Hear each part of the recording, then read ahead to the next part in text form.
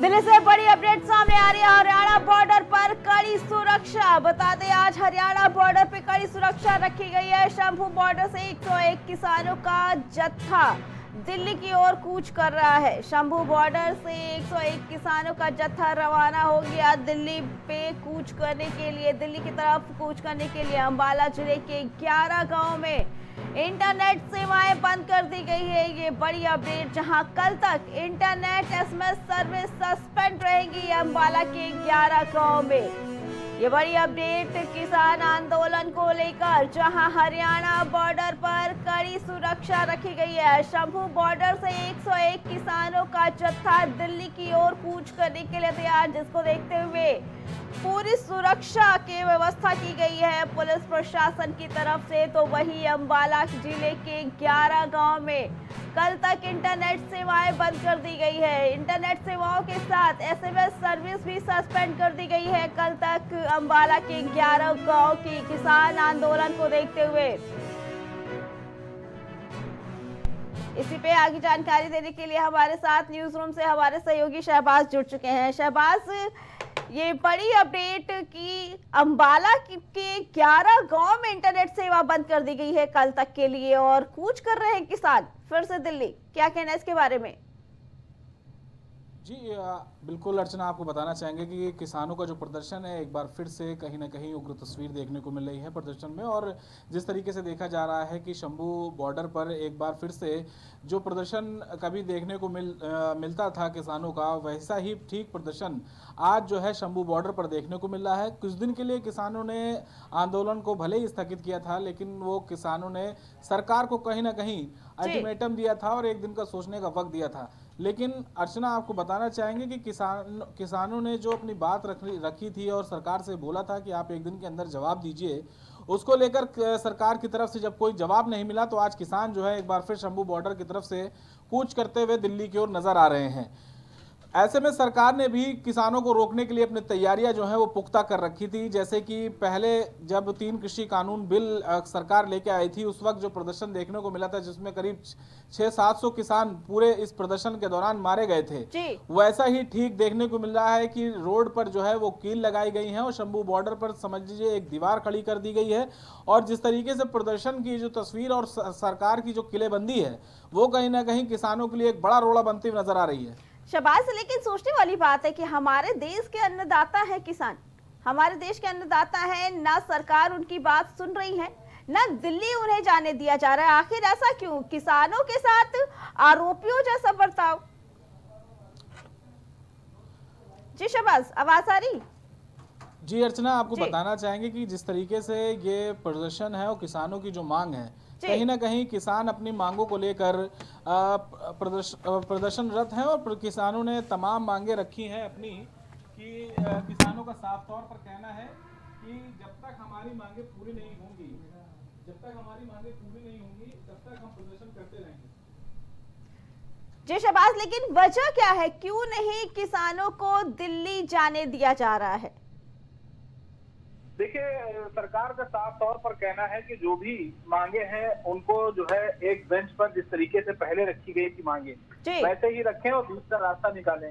हालांकि किसान सरकार की तरफ से चीजें स्थिति जो है वो साफ नहीं की गई थी, उसके बाद जो है किसान इसमें बड़े आंदोलन को फिर से एक बार मजबूर होते नजर आ रहे हैं और लगभग 100 से ऊपर किसानों का जो जत्था है वो निकल चुका है प्रदर्शन के लिए। और थक हार कर जब उसने देखा कि गवर्नमेंट उनकी बातों का कोई जवाब नहीं दे रही है, क्योंकि इस बार कहीं ना कहीं कई मांगे हैं जो किसानों ने एक लंबी फेहरिस्त है जो सरकार को सौंपी है और उन्होंने जल्द से जल्द उस पर फैसला लेने के लिए भी बोला है। किसानों का साफ तौर पर कहना है कि हमारी जो मांगे हैं उन पर पूरी तरीके से फैसला लिया जाए। और इसी बीच खबर आ रही है कि लगभग जो किसानों का कुछ जत्था है वो दिल्ली में भी घुस चुका है, जिसके बाद भयंकर बवाल मचता हुआ नजर आ रहा है। वहाँ की जो तस्वीरें आ रही हैं दिल्ली में, एक बार आपको याद होगा जब किसान दिल्ली घुस गए थे किस तरीके का भयानक प्रदर्शन किया गया था, जिसमें 600-700 किसान लगभग मारे गए थे उस प्रदर्शन। शहबाज, पुलिस की तरफ से क्या व्यवस्था की गई है? शहबाज, पुलिस की तरफ से क्या व्यवस्था की गई है इनके जत्थे को रोकने के लिए? देखिए अर्चना, पुलिस की बात करें तो प्रशासन की तरफ से पूरी किलाबंदी की पूरी कोशिश की जा रही है, लगातार सड़कों पर जो है वो पुलिस का पहरा है और तमाम रोड जो है वो कहीं ना कहीं ब्लॉक कर दी गई है और किसानों को रोकने के लिए सड़क पर कील तक लगा दी गई है। क्योंकि हमें याद है कि पिछले आंदोलन में किस तरीके से किसान ट्रैक्टर, ट्रॉली और तमाम बड़ी बड़ी चीजें लेकर, कृषि यंत्र लेकर सड़क पर आ गए थे, सरकार के खिलाफ लामबंद नजर आ रहे थे। और एक बार फिर वैसी स्थिति देखने को मिल रही है। एक बार फिर से जो है सड़क पर किसान है और सरकार जो है वो कहीं ना कहीं उनकी मांगों को सुन नहीं रहा है। और जिस तरीके से किसान अपनी मांगों को लेकर लगातार सड़क पर नजर आ रहे हैं, तो कहीं ना कहीं सरकार के लिए आने वाले दिनों में एक बहुत बड़ा चैलेंज फिर से नजर आने वाला है। जब दिल्ली का जो चुनाव है वो कहीं ना कहीं मुहाने खड़ा है। अर्चना जी, शहबाज साहब का बहुत बहुत धन्यवाद। तो ये बड़ी अपडेट आपको दिखा रहे थे प्राइम टीवी के माध्यम से, जहां 101 किसानों का जत्था दिल्ली की तरफ कूच करने के लिए तैयार, लेकिन पुलिस प्रशासन भी पूरी मुस्तैदी से तैयार कि जत्थे को दिल्ली नहीं पहुंचने दिया जाएगा, जिसे लेकर पूरी तैयारियां कर ली गई हैं। और अंबाला के 11 गांव में इंटरनेट सेवाएं और SMS सेवाएं कल तक के लिए सस्पेंड कर दी गई है। गाजियाबाद से बड़ी अपडेट, जहां हिंदू समाज का ताबड़तोड़ प्रदर्शन लगातार जारी। बांग्लादेश में हिंदुओं पर अत्याचार के खिलाफ होंगे मुखर। रामलीला मैदान में हिंदू समाज का विरोध प्रदर्शन जारी। बांग्लादेश में हिंदुओं के ऊपर हो रहे अत्याचार को लेकर हिंदू समाज लगातार प्रदर्शन कर रहा है। गाजियाबाद में ये बड़ी अपडेट आ रही है, जहां बांग्लादेश में हिंदुओं पर अत्याचार के खिलाफ बांग्लादेश में लगातार हिंदुओं के ऊपर जो भी अत्याचार किए जा रहे हैं उसे लेकर रामलीला मैदान में हिंदू समाज का विरोध प्रदर्शन जारी है। गाजियाबाद में ये अपडेट आपको बता रहे हैं, जहां हिंदू समाज के लोग प्रदर्शन करने के लिए तैयार प्रदर्शन कर रहे हैं लगातार बांग्लादेश में हिंदुओं पर अत्याचार के खिलाफ। वहीं लखनऊ में शिक्षकों के 27,000 पदों पर होगी भर्ती। नए विज्ञापन से भर्ती की जाएगी। 27,000 पदों पर भर्ती की जाएगी और ये सभी भर्तियां नए विज्ञापनों के जरिए की जाएंगी। 68,500 शिक्षक भर्ती में सुप्रीम कोर्ट ने खारिज की थी याचिका, जिसके बाद अभ्यर्थियों ने मेरिट कम कर भर्ती करने की लगाई थी गुहार।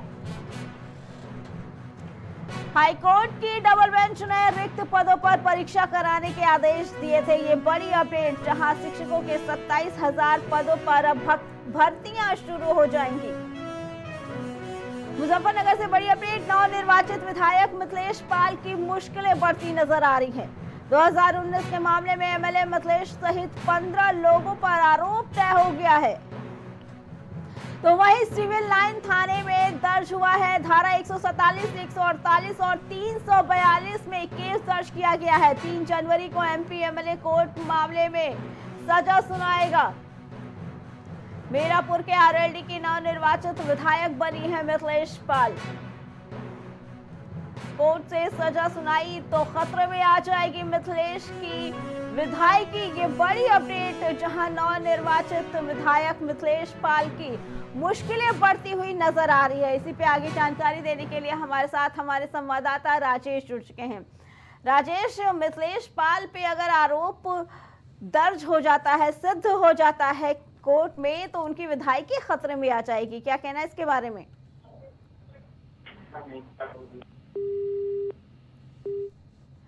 ये बड़ी अपडेट आपको बता रहे थे, जहां मीरापुर के RLD की नवनिर्वाचित विधायक बनी है मिथिलेश पाल। अगर कोर्ट ने सजा सुनाई तो मिथिलेश पाल की विधायकी खतरे में आ सकती है। ये मुजफ्फरनगर से अपडेट, जहां नवनिर्वाचित विधायक मिथिलेश पाल की मुश्किलें बढ़ती जा रही हैं। बता दें 2019 के मामले में MLA मिथिलेश पर ये FIR दर्ज की गई है। वहीं सिविल लाइन थाने में इन पे मुकदमे दर्ज हुए हैं। धारा 147, 148 ये धाराएं दर्ज की गई है। इसके अलावा 3 जनवरी को MP MLA कोर्ट इस मामले पर सजा सुनाएगा। अगर इस पे सजा सिद्ध हो जाती है, सजा मिलती है, तो मिथिलेश पाल की विधायकी भी अब खतरे में आ सकती है।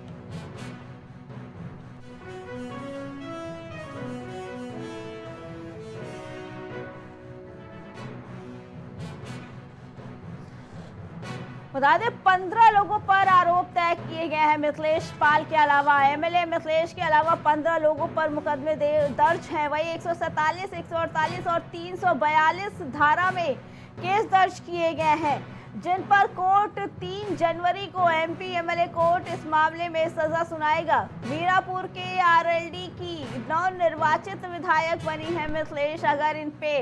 अगर कोर्ट इन्हें सजा सुनाता है तो इनकी विधायकी भी खतरे में आ जाएगी।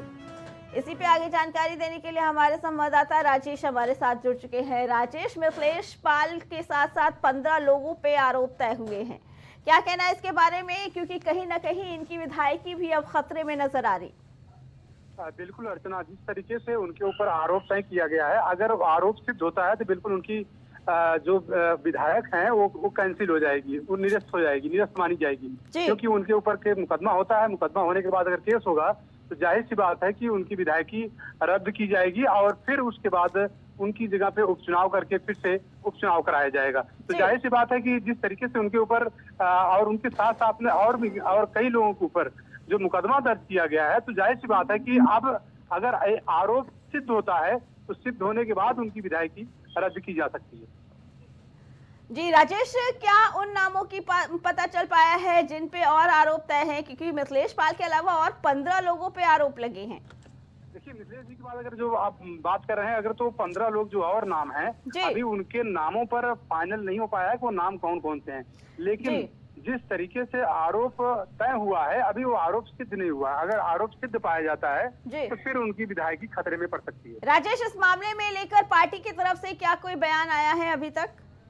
देखिए, पार्टी की अगर बात करें तो पार्टी की तरफ से भी कोई बयान नहीं दिया गया है, आधिकारिक बयान नहीं आया है, लेकिन फिलहाल अभी मामला जो है अभी मामला सिद्ध नहीं हो पाया है। लेकिन अभी पार्टी की तरफ से अगर बात करें तो पार्टी की तरफ से भी कोई बयान नहीं आया है।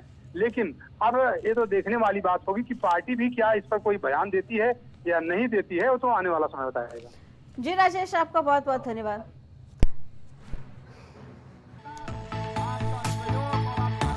कुछ